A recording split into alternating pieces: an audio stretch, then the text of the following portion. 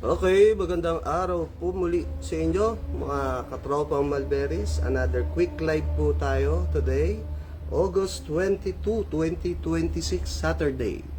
Yan, so kanina nag-live tayo about sa available natin na Red Cardinal and Brazilian Hybrid na grapes. So ngayon naman ay sa mga Mulberries. So ano ba yung mga available natin na Mulberries ngayon na for releasing?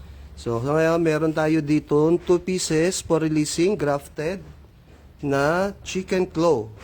Chicken claw mulberry. Yan, yung dahon niya, unique na unique. Paat talaga ng manok. Yan, grafted po ito. Yan. Chicken claw grafted. 2 pieces po yung available natin ito. Ito po yung isa. Yan, medyo basa-basa pa yung lupa niya. Yan. And yan, si chicken claw, hindi naman po nalalayo yung bunga niyan kay Red Himalayan at White Himalayan kung haba ang pag-uusapan. Next, nabanggit natin ito si Red Himalayan Mulberry. Ang Red Himalayan Mulberry natin ay may available tayo na 2 pieces. So ito yung 2 pieces na Red Himalayan Mulberry. Grafted din po siya. Sa magtatanong po kung anong rootstock ang ginamit natin dito, sa pinagduktungan natin, ang gamit natin ay Illinois Mulberry. Ayan. So, ito, Red Himalaya Mulberry, grafted. So, ito yung pangalawang grafted natin na Illinois Mulberry. Ayan o, sumisibol-sibol na siya. Minsan yung ganito, naglalabas na siya ng bunga. Ayan. So, yung pangatlong available natin na Red Himalaya Mulberry, ito. Ayan. So, grafted din po. Lahat po ito ay grafted. Ayan. And then, meron po tayo nag-iisang Australian Hybrid Mulberry. Ito. Ayan.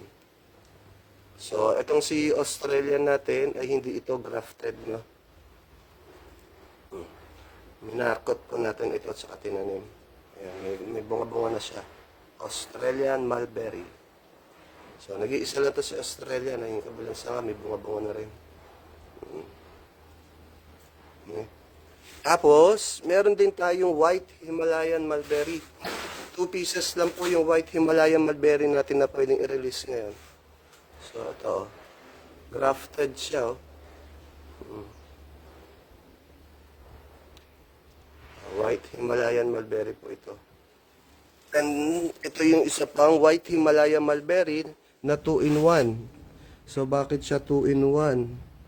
Ayan, so yung isa, nag-graft natin, nag-successful.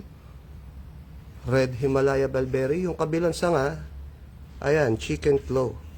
So, dual siya. So, ang rootstock, Illinois.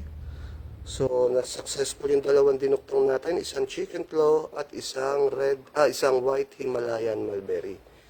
Ayan, dalawa siya. Dual na siya. Ayan. Kaya kung sa magkakagusto, ang available natin, 2 chicken claw, 3 Red Himalayan Mulberry, 1 Australian Hybrid Mulberry, at 2 White Himalayan Mulberry, pero yung isa 2-in-1 siya, na may kasamang chicken claw.